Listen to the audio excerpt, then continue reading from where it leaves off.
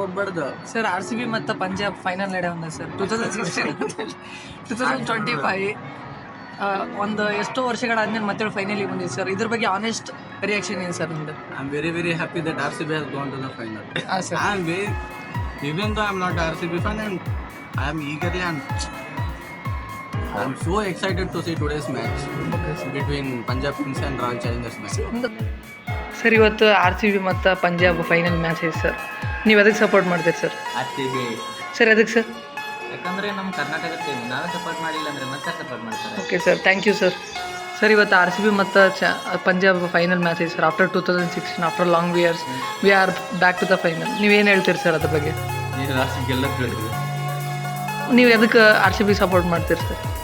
ಕನ್ನಡಿಗ ಅಂತ ಒಂದಿಷ್ಟು ಜನ ಹೇಳ್ತಾರೆ ನಾವು ವಿರಾಟ್ ಕೊಹ್ಲಿ ಇದಕ್ಕೋಸ್ಕರ RCB ಸಪೋರ್ಟ್ ಮಾಡ್ತೀವಿ ಅಂತ. ನೀವು ಆ ಥರನ ಏನು ನಾವು ಕನ್ನಡಿಗರಂತ?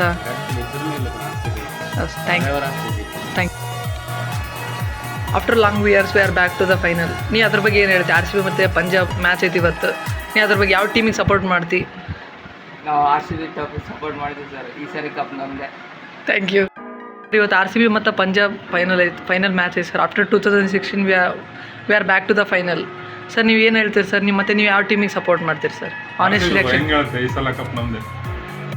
RCB ಮತ್ತು ಪಂಜಾಬ್ ಫೈನಲ್ ಐತೆ ಸರ್. ನೀವು ಯಾವ ಟೀಮಿಗೆ ಸಪೋರ್ಟ್ ಮಾಡ್ತೀರಿ? ಎದಕ್ಕೆ ಸರ್? RCB ನಮ್ಮ ಕನ್ನಡ ಆಯಿತು, ನಮ್ಮ ಕರ್ನಾಟಕ ತಂದೆ. ಇವತ್ತು RCB ಮತ್ತು ಪಂಜಾಬ್ ಫೈನಲ್ ಮ್ಯಾಚ್ ಇದೆ ಸರ್. ಇದ್ರ ಬಗ್ಗೆ ನೀವೇನು ಹೇಳ್ತೀರಿ sir? Sir, long time RCB ಒಳ್ಳೆ ಚಾನ್ಸು. ಸೊ RCB ಕಪ್ ಗೆದ್ರೆ ಚೆನ್ನಾಗಿರುತ್ತೆ.